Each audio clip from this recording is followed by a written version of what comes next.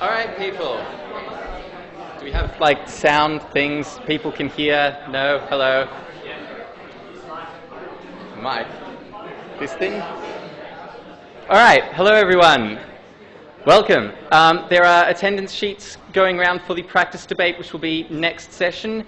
If you have been recently put on an Easters team, this might be a good opportunity to debate with those team members. So there's a practice debate with sign-up sheets going around. Just put in, like, this Easters team, please, and they'll be able to sort that out.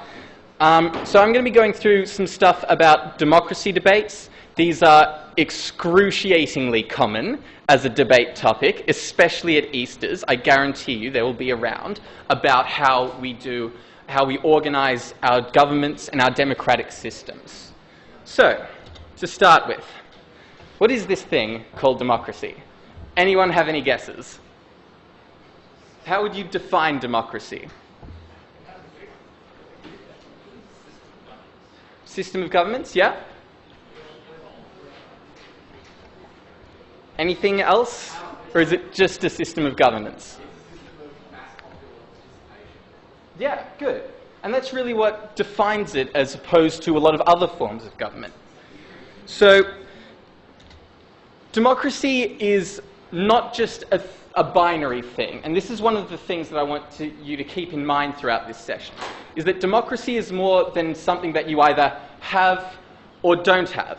It's a complex system for organizing our society, and it has an emphasis on certain things, which is popular opinion and an emphasis on the individual rights of people to have a say in their government. It's there to maximize representation, participation, and engagement of its people, and I'm going to be going through each of them in specific later. But what democracy does, in fact what all systems of government do, is try and create a balance between an accountable system of government and an efficient system of government. And it's clear that both of those things are good. We want both of those things. They'd be nice for our government to be both extremely accountable and also extremely good at getting things done. The problem is, and this is probably the central point of all debates about democracy and about how our government and politics are organized, is that almost all of the time, you can't have both. Any move towards one will necessarily be trying to take away something from the other. If you make the system more accountable, you're often delaying things, you're making it harder to pass legislation, harder to implement legislation, which makes things less efficient. But getting right down to basics, why do we like democracy? What's good about it? We have a say, yeah? Yeah, not totalitarian, that's a good start. Anything else?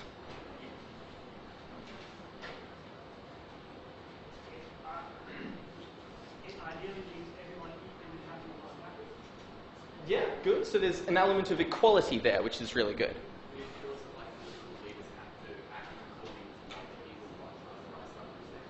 Yeah, which is part of the accountability metric, right?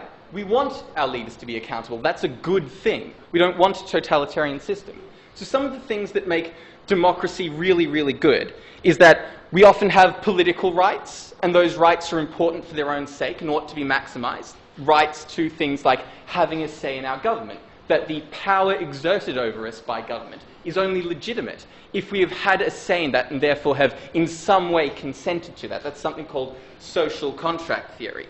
There are also things like democratic norms, where we have things like a media that holds that government to account, where we have a viable opposition that is there to make sure that political discourse has two sides to it, that there is meaningful conflict and plurality of choice in the things that we're looking at.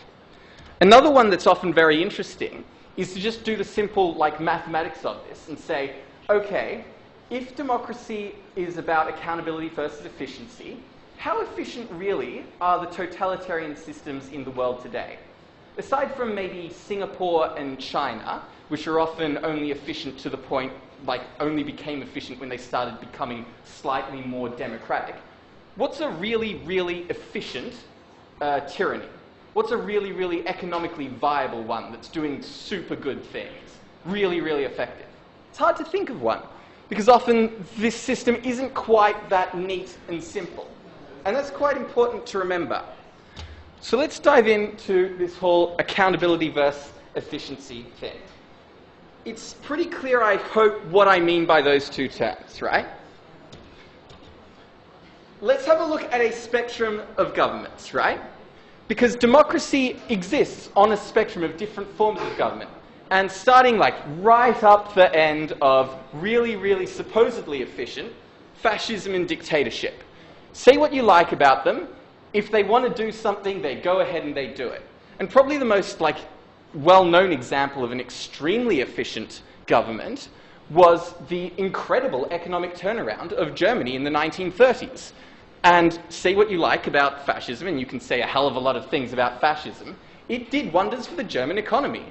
It was 1 billion Deutschmarks to buy a loaf of bread before they got into power, and then they became one of the greatest economic powerhouses in the world in a decade. It's an incredible thing. And China and Singapore are in many ways mimicking that sort of incredible rise. And the reason that they can do that is because they have an enormous amount of power to do things, to get their way. Now, you will almost never have to debate for fascism and dictatorship. That's probably not going to be something that's asked of you. But it's important to remember that there is a spectrum of governments that exist, and that there are legitimate reasons to move towards this end of that spectrum, which is that you can get these sorts of things done. So that's the next rung down, is things like China and Singapore, right? Where they have certain amounts of political freedom, but not really all that much. And Singapore's an interesting example, because they nominally have a lot of freedoms, but there's only one really viable party, because if a second political party came into existence, which they sometimes do, the main political party sues them until they no longer exist. So we can say it's a little bit of a democracy. Sure, they might have some elections occasionally, but is it really a democracy? And what I'm going to get to a little bit later is that democracy is more than just elections. It's more than just the formal laws of democracy. It's about those democratic norms, that viable political atmosphere, and often those things are more important than the fact of an election itself. Then we have things like representative democracies, which is basically what the Western world goes towards, and it's basically what we mean by democracy when we say it in a casual setting, right? And this is just that next rung down on that ladder. But you can even go further towards that other end of the spectrum with something called direct democracy. Does anybody here want to tell me what direct democracy is?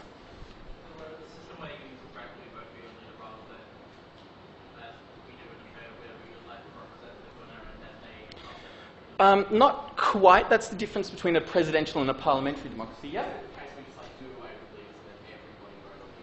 Exactly.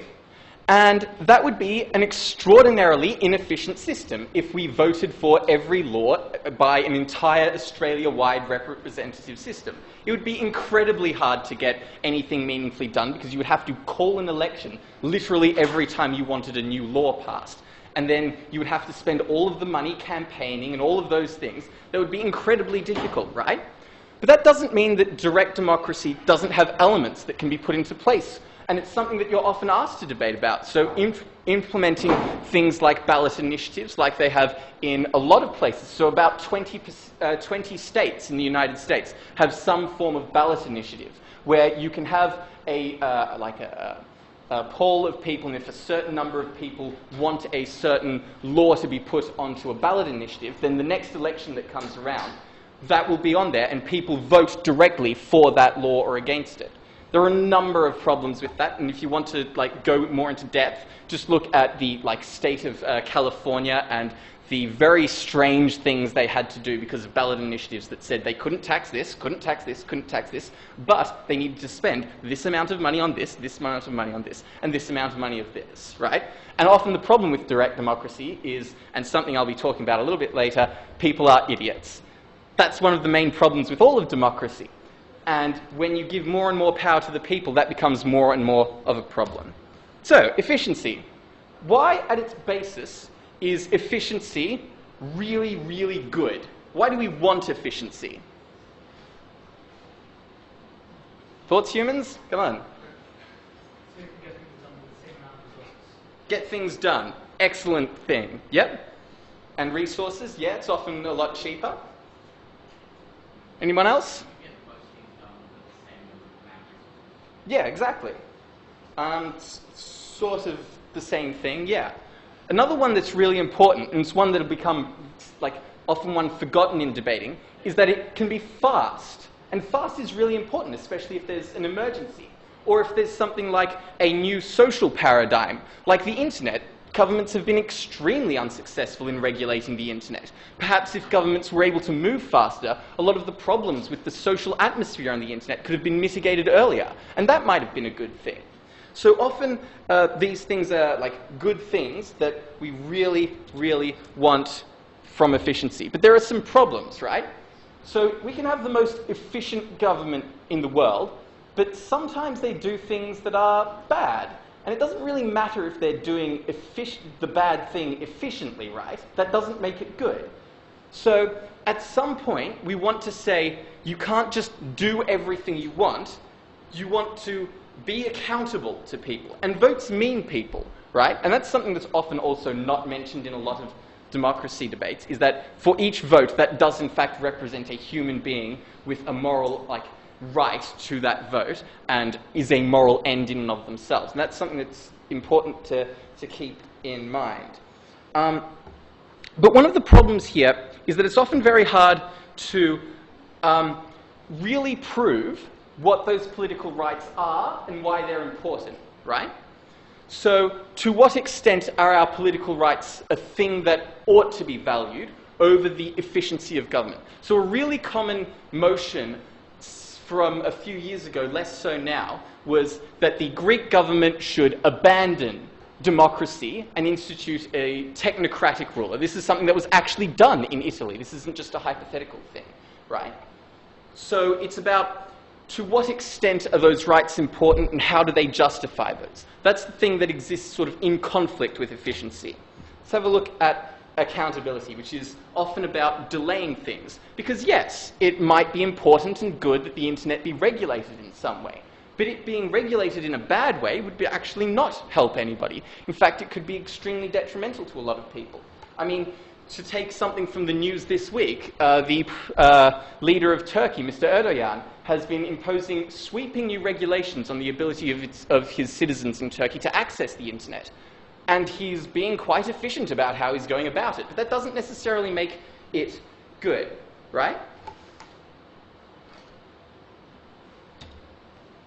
So, but again, the problem with it being accountable is that sometimes there is that necessity to act quickly, and sometimes we do in fact have to pay for things, which is the central clash in debates about what to do about the Eurozone and democratic things there, right?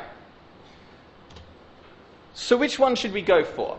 And there's no real correct answer to this. It will depend. It depends on how this will impact that policy, on how important that problem can be, and how important the rights we're trading away are.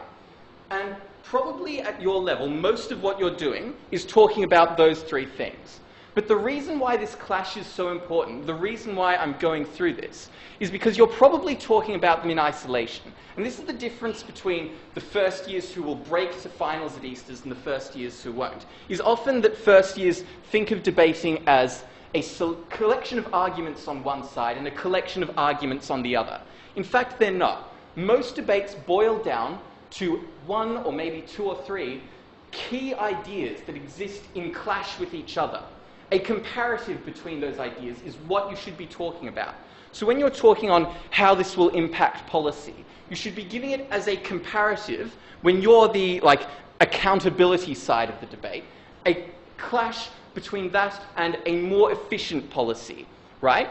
That's how you can make a direct comparison between the two sides of the debate. And if you've ever had an adjudicator after the debate give you feedback, you needed more engagement with the other side, or you missed the clash of the debate. This is what they're talking about.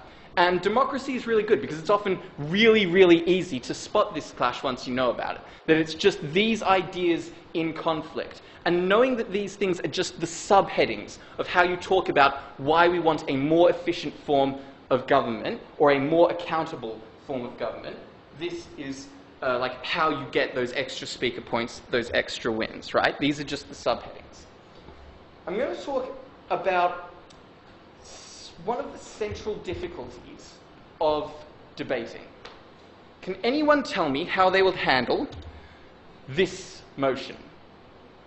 For those who don't know, currently US presidential elections are held every 4 years. This motion says we should hold them every 5 years. Not 6, not 5.5, 5 years. How do you debate that, right? It's practically impossible. I certainly can't think of a particularly good way of doing it. I mean, presidents should have a slightly, but not that much more long-term vision of the future. How do you do that, right? The important thing here is that when you think about accountability versus efficiency, you should be thinking in terms of a spectrum with maximum efficiency and maximum accountability at either end. And it's very, very difficult to pass like each minute slice between them. And somebody somewhere has figured out or made the decision that the president should be elected every 4 years instead of 3 or 5 or 6 or 8 or 2, right? Somebody has done that calculation, but you can't do that in a debate. What you should be looking for during prep time is to say, clearly this motion is asking us to add a layer of accountability. Let's find some concrete point on this spectrum that is clearly defined, that we can say this is where we start and end in terms of how much accountability we want versus how much efficiency. That will be different for practically every motion. It'll be too specific for me to talk about really in this session. But these are the sorts of things that you should be doing, right? I'd also point out, and this is something that's really good to point out if you're against a team that hasn't quite managed to get their analysis that far, is that more efficiency does not necessarily mean better efficiency. More accountability does not necessarily mean better accountability. So, for example, Australia would be more accountable if every law Australia passed had to go through me. I had to sign it off, right? That would be more accountable. There is one extra layer of accountability to me. And I might think that's good, right? But that doesn't necessarily make it a better form of accountability. So arguing about the quality of accountability rather than just the amount of it, that's something that's also going to be able to just push you up that tiny little extra level that can sometimes be the difference between a win and not. Separation of powers. This is where we're going to do something that's a little bit more just like general like matter stuff. Some of this will be familiar to all of you, but hopefully you know things and you'll be able to contribute and it'll be great. So, what do we mean by separation of powers? Anyone? Go. Yeah, you. So, 3 branches. 3 branches of government. Can you name them, please?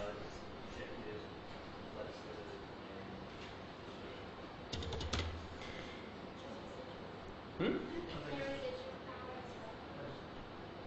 No idea what you mean by that. It's probably not going to be important in the debate. It hasn't come up during my long debating career, so that might be some aspect of democratic theory that I don't know about. In terms of the usefulness of debating, this is the stuff that you need to be like writing down. So, these are the 3 branches of government. They are organized differently in a lot of different countries. I'm just going to go through the basics of them here. As was rightfully pointed out, all of this stuff has like books and books and books written about them. There's more stuff to be learned. I'm giving you the basics. So, by the legislature, we mean, well, actually, contribute, people. What do we mean by the legislature?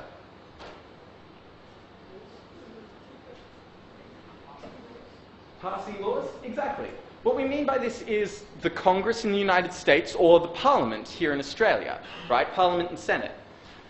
These are the people who are tasked with judging the laws as they are proposed and voting on them to try and create a body of law that governs and regulates our society. What do we mean by the executive?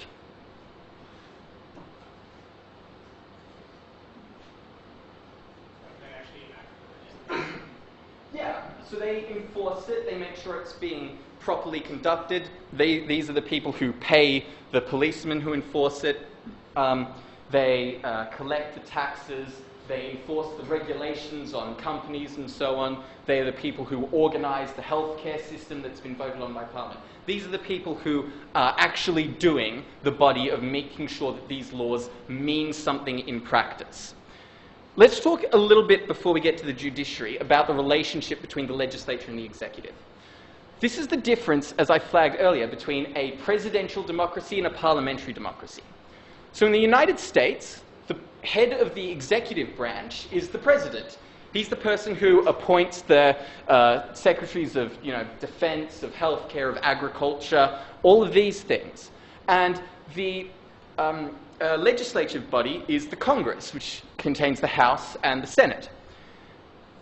There is a clear divide in the United States between them. In fact, it is illegal to work for two branches of government simultaneously. You must either be in the legislature or in the executive, or in neither if that suits your preference. But you cannot ever be in both. In Australia, the exact opposite is true. You cannot be the head of the executive in Australia without being a member of the legislature. So the head of the executive is the Prime Minister, who appoints their ministers and their cabinet from members of Parliament, right? So in that way, the legislature, which is Parliament, and the executive are extremely tied. And there are ways in which that affects what they can do. So for example, if the executive and the legislature are separated, in one way there's, I guess, an element of accountability in that we can not directly elect a prime minister. We can elect people in the House of Representatives. We can elect a party, and the party then appoints their prime minister. And sure, we probably all know who that's going to be going into an election, but as we've probably all learned in the past few years, that doesn't necessarily mean they're going to stay that way. Whereas in the United States, they are directly electing a president, which means they have a greater control over who they want that to be. And that doesn't always work out. I forget who it was, but one of the presidents of the United States was never elected as either vice president or president. He was simply, the vice president had resigned or whatever, and a new vice president appointed, and then the president resigned. Somebody probably knows the example. But yeah, the democracy can be weird sometimes, is what I'm saying. But another thing is that the executive, by being separate, can appoint the people who are most qualified to these positions. Whereas if they have to be drawn from Parliament, often they're people who are very, very good at being elected for things, like, the representative for whatever shire district, etc., but aren't particularly good at being the Minister for Education and have no experience there. So that's one of the reasons why you want them separated. But one of the reasons why you might want them together is that if they're going to have to enact the laws of Parliament, maybe they should have a good relationship with Parliament. Maybe they should be involved with Parliament, so that the laws that are passed are in some way the laws that are also those laws that are easy to implement and will be efficient, will do good things on the ground. Whereas if there's a disconnect between them, that's often not the case. Lastly, judiciary, finally. The slide's been up long enough. The judiciary. Who can tell me what the judiciary is? Courts, judges, the Supreme Court in the United States. There's probably an Australian equivalent, but I don't do law here, and frankly, Australian politics bores me to tears. If it doesn't you, then there's something wrong with you. So the judiciary is one of the, probably the most separate from the other two, in that, there are some proposals that judges be elected, and it's true in some places, weirdly. But most of the time, the judiciary isn't elected in the same way. And this comes from the idea that there are different roles that each of these do. And the judiciary's role is not to be accountable to the broad sum of the people. It is the nexus of government to the individual case that sits before them, the arbiter of justice for the specific circumstances of the case that they are seeing that day. And it's not their job to judge public opinion. They shouldn't care what the majority wants that case to come out as. It should be about that individual. So that's one of the reasons why that should be separate. So that's the basics of the separation of powers. The important thing to remember is that although each of them are independent, or sometimes more or less independent, even in the United States where they're very independent, they each have an ability of controlling the others in some way. So the legislature can impeach the president, and the president is restricted in the ability to enforce laws by what laws are passed. The judiciary is restricted by the legislature, again because a member of the Supreme Court in the United States can be impeached by the House of Representatives, and also because they are bound by the text of the laws as set down by Congress, and that includes the Constitution, which is the highest form of law there.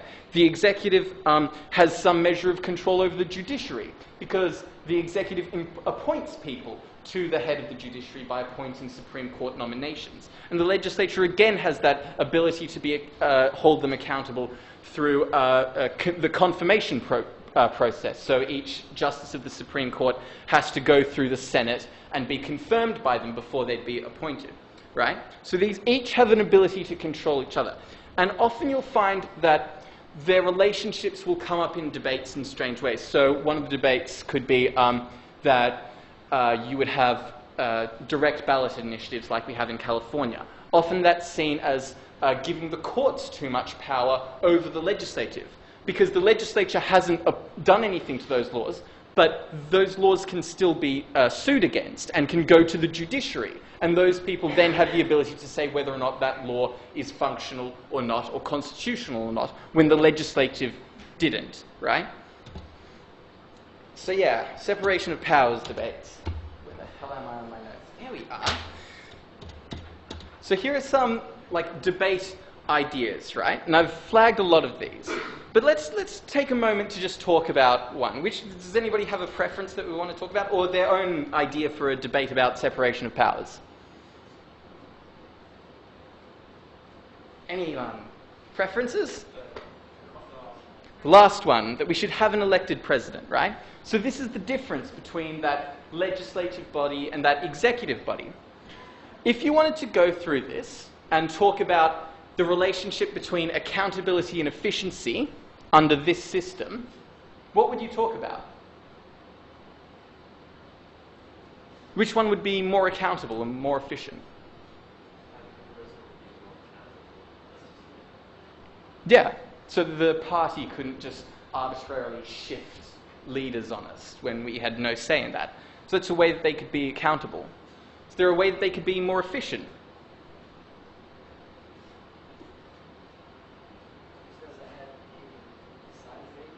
Yeah, and especially, as I was talking about earlier, they can decide the heads of the particular aspects of government, the heads of education, based on actual qualifications for that thing, rather than being elected as, representative of Shire. Did you bring a beer along Western Australia or whatever? My point there is that often these things are messy in the debate themselves. There's sometimes not that clean clash. But your job as debaters is to find a problem, right? And this is where that clash can come into it. So if you wanted to find a problem to solve by having an elected president in Australia, what would it be? I'll give you a hint. It was mentioned earlier.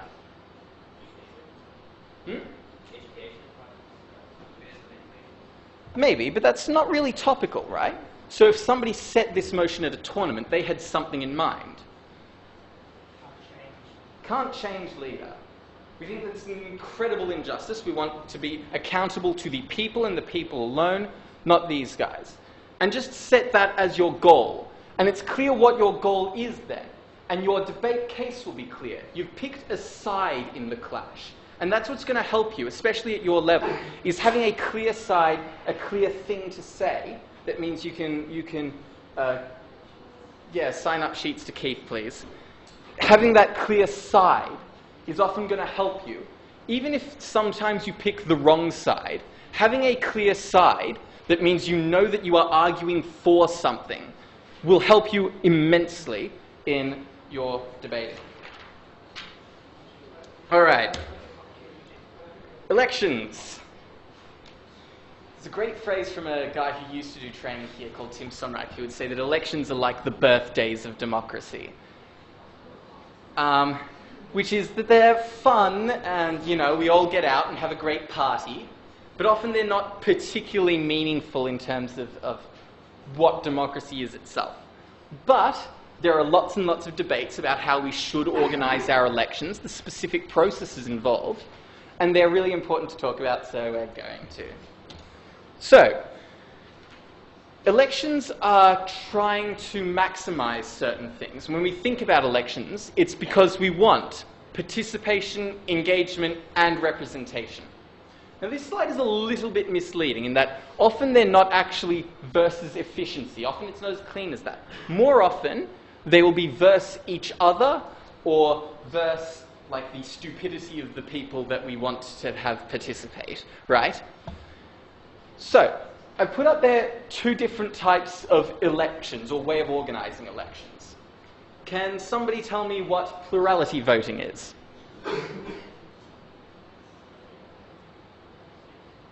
Give you a hint, it's the most common type. Plurality voting? Yeah, exactly. It means that we have different electorates, different locations, and each one of them gets to vote, and they among them decide who will represent that particular area, right? And that person goes to the House of Representatives. And that's how we organize how we want to vote on an Australia-wide scale. It's by dividing it up into little things. The other type, proportional voting. Ideas? Once more. Everyone gets equal say, basically, so long as you're not just stable. Yeah, so basically everyone votes to a giant pool of votes, and what we're doing is we're saying, okay, X percent of people voted for the Labour Party or the Liberal Party or the Greens Party, and they get senators based on that number of votes. And this is how we organise the Senate. And there are different ways that affects things, right? So let's say there are two minorities in Australia, minority A and minority B. Minority A all lives in the one place. Minority B all lives all across Australia and don't really have a majority in any one place. And there's a policy in an election coming up that is going to screw over one of them, right? If the voting is done purely based on location, then minority A will get a representative because they control that particular location's electorate, whereas minority B doesn't. But minority B under proportional voting would get that say. And so that's a reason why we might think proportional voting is good. But often what we want is for each location to have its particular issues that are unique to that location addressed by somebody with a personal relationship to them, which you often don't get when somebody is campaigning on an Australia-wide scale. And often small parties might not have the capacity to campaign on an Australia-wide scale. So we want a local electorate where it's much more even as a playing field. So these are the types of arguments that might say one side or the other is better.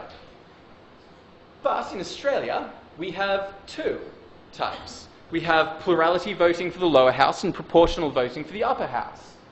And what that does is it means that there are often great differences in the types of, in the party that is in control of the Senate and the Parliament, right?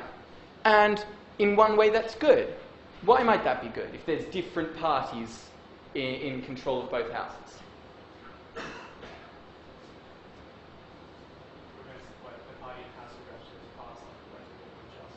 Yeah, absolutely. And going back to sort of the theme of this lecture, what does that make our parliaments? It makes a parliament more accountable. But because the major parties often don't agree on things, it makes it harder to pass laws, and sometimes we need laws to pass. And if you want to see like some very, very harmful examples of this, just look at the United States, where it's impossible to pass anything, where there are incredibly few laws that get passed, where it's difficult to pass a budget, and so they do like the sequester and the fiscal cliff and all those sorts of things, which led to the government being shut down in its entirety. This was probably not a good thing, right? Having different parties in control of the lower house and the upper house for them.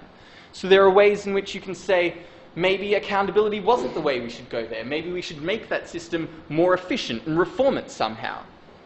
My point again is that it comes down to the specifics of what is at stake here? What is the problem?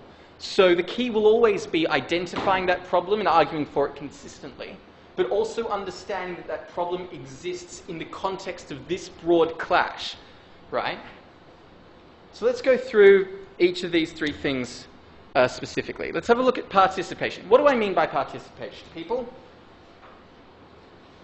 Participation. Can't hear. probably have just literally just told you, so it should be really easy for somebody to come up with the answer.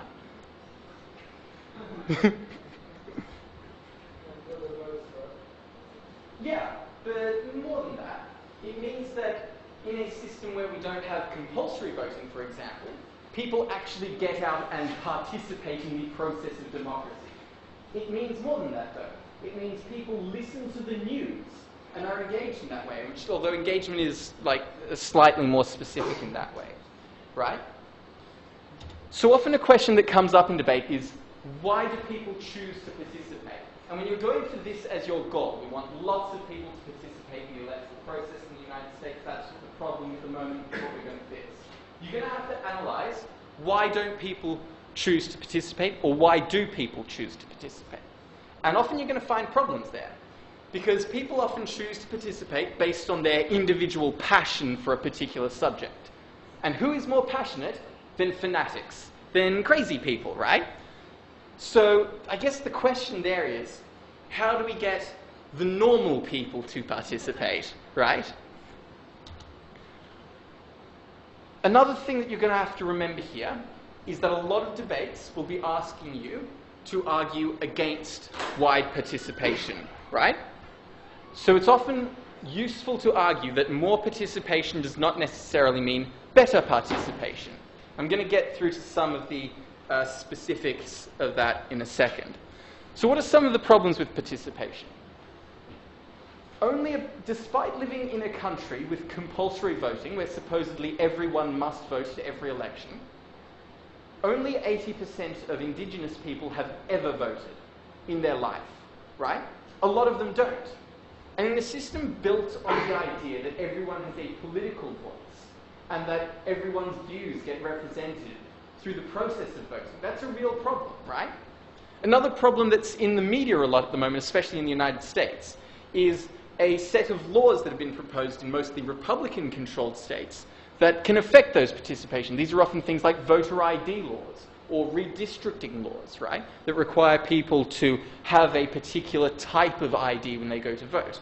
Some of the problems there is that that ID type is more common among like white people who tend to vote Conservative and less common amongst minority people who tend to vote Democrat, right? And when you're analysing things that are about participation, in fact, that are about the system and process of elections, often one of the things you can do to push your analysis that little bit further is to say, this isn't just about the fairness or not fairness of the process. This is about the particular outcome of that process at the end. This is about one party getting in charge or not based on that. And we want that party to get in charge because they do good things, or we don't want that to happen because they do bad things, depending on, what side of the thing you're looking at. Engagement. So engagement is more than just turning up, right? It's your knowledge of the things that are going on in politics. It's perhaps your ability to contact your local representative and talk to them about particular issues, or somebody who represents your representative, because they're busy people, obviously. But why is engagement good as opposed to just participation? Why do we want people to do more than just turn up? Any ideas? If you're engaged, you make a more knowledgeable choice. Exactly. Turning up and just voting. Yeah. So we do want people to be more engaged in that. But what that sort of concedes is that there are different qualities of vote. A vote isn't just a vote. Some votes are better. Some votes are more knowledgeable. Some votes have more insight into them, more understanding of what's going on. Some of them are just randoms, right? So perhaps your ability to vote should be contingent upon your engagement. And this was a topic at my first Easters, right? That we would have a civics test before you're allowed to vote, and if you fail, you can't vote. And that often sounds crazy, right? Because we have this idea in our hearts that democracy shouldn't be like that. But on the other hand, we don't let people under the age of 18 vote because we understand that they don't understand the vote that they are going to cast. But then, why is that true the day after you turn 18 and not the day before. That seems like a really bad way of assigning somebody a vote. Maybe this would be a better way, right? So engagement is something that comes up like that. What are some issues with engagement right now? Things like voter fatigue. Does anybody know this phrase? Yeah. Yeah. So if you have to vote too often on too many issues, at some point you're just like, fuck it, I don't care. I'll just tick a box. Don't even want to look at the media. This is how I feel about Australian politics. Just don't care at the moment. And that comes slightly different to people's just general apathy towards politics in general, which is that like often you just can't be bothered caring no matter what. It's often a problem with engagement is that most people are idiots and they don't engage in a particularly good way. And this comes into the power of the media and the internet to control the way in which people engage. And this goes again to why more engagement does not necessarily mean better engagement, right? So if people are really, really engaged, but only with one particular extremely right-wing conservative conspiratorial website, then their engagement's probably a little bit different to somebody who is engaged with, again, only one news source, but a news source that exists at the median of the political spectrum, right? So often when you're talking about engagement, it's the type of engagement that you want to be looking at. Representation. So representation is largely about what's called a government mandate, and this gets onto the right of the government to rule. The government's mandate is that we say the right of the government to have a legitimate exercise of power that is to be not like a tyranny. The difference between that tyranny and a democracy, which is good, is that my choices have been in some way represented. And that changes what it is. And the way we talk about that change is the mandate of government. We say that government has a legitimate right in representing certain things. But is that mandate infinite just because we're in a democratic system? It's not.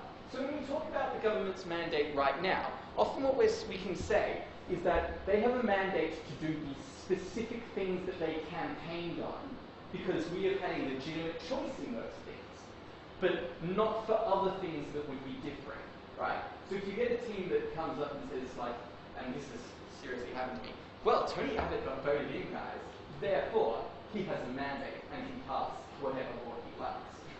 Maybe not, right? Maybe he only has a specific mandate, and that doesn't extend forever. Let's talk about representation. Who should be represented in terms of coming up with that mandate, or in terms of creating a democratic system? Should it be everyone? Who thinks it should be everyone? Everyone should be represented. Should pedophiles get a vote? Should pedophiles with an IQ of 45 get a vote? Should dogs get a vote who have been proven to have an IQ above 45 and not be pedophiles? No, I generally agree with it. I mean, if we start including jobs in government, I think all that, but Okay. Interesting. Babies. Should we have babies in government? No, so not everyone. Why not babies? But how does somebody who is an IQ of 45 know what they're doing that babies don't? Well, I don't think you can start pulling out people based on IQ, then you can start on the classes issues. Excellent, excellent. I like it. Yeah. My point here is that there are different ways we can conceive of somebody's right to be engaged with or represented in our society. One way of doing it would be to say people, as virtue of being human beings, have a right to political participation and representation, that their dignity afforded to them by the status of personhood is sufficient, that we say that all human beings get that. And when we can't perfectly judge everyone's IQ every time, that's obviously just silly, we afford people that right to vote based purely on the fact that they're human beings. We make the assumption that they are going to be voting in a way that is in some way in concordance with what they actually want and is in some way informed, because there's no proper means of enforcing it otherwise. So we think, yes, everyone should have a vote. But some people might say, well, hang on a minute. Some people have chosen to exist outside of what we would call the normal bounds of society. They've chosen to exclude themselves from the normal duties associated and normal protections associated with being a citizen of our country. So why exactly should they get a chance to vote on our laws? Why should they? Some people have volunteered to not be a part of our system of government, who don't get subject to those laws because they just exclude themselves in different ways. Should they necessarily be allowed to vote? Or should they be forced to vote in a system where we have compulsory voting? What about idiots? Idiots, this is often the one that's toughest, right? Because everyone knows instinctively that they draw their line somewhere. But it's often something that new teams miss, especially when they're asked to talk about, we would have a civics test before you're allowed to vote, right?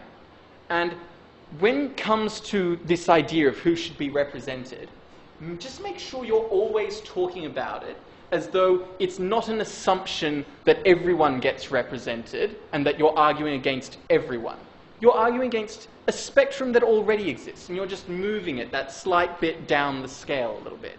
And you'll often find then the assumptions that you need in order to make your arguments work are assumptions that everyone makes normally, and you don't have to necessarily prove them in a way you would if somebody was arguing, if you were arguing against somebody who thinks everyone should get a vote, right? Problems with elections. I've talked a bit about these. Yeah, majority rule. So, I had a quote up there, one of my first slides. Democracy must be more than two wolves and a sheep voting on what's for dinner, right? But how is democracy different to that? How is democracy different to the majority voting in their own interests and always getting their way at the expense of a minority who would not otherwise be represented, right? Yeah, money, influence, etc. Don't have time. Yeah. So this is where we get to democratic norms, which is, yeah, we sort of have to leave off here. But what I'm talking about in terms of democratic norms is that the system of government we have is not held in place by elections. It's held in place by the refusal of the police to obey somebody who is not legitimately elected. It's held in place by our choices to view the media and have that sort of engagement. It's not held in place by the formal laws of government so much as it is by the democratic norms of our society. The idea that the media knows that they have a duty that they take seriously, which is to hold parties accountable. That the opposition knows they have a duty that they should take seriously, which is to both hold the government accountable, but also in some ways let it get on with the business of governing. And a lot of failures in democracy mean that that doesn't happen, right? And when you're talking about democracy, don't just talk about it in terms of the formal laws that apply, but in terms of how that affects how people understand democracy, how they engage with it. And that's often something that will put you that little bit ahead in debates. I have other slides, but alas, we are out of time. Pizza will be served. If you want to debate and haven't signed up, you need to sign up with Keith. He'll be available. If you have signed up and don't want to debate anymore, for God's sakes, talk to Keith so that we are not stuck having to redo all the damn rooms. Pizza will be served. There's also our Wednesday session, which will be at 5 o'clock. Meet outside of Boost Juice. We'll be talking about criminal justice sessions. That's all of the things. Have great pizza. Cheers, guys.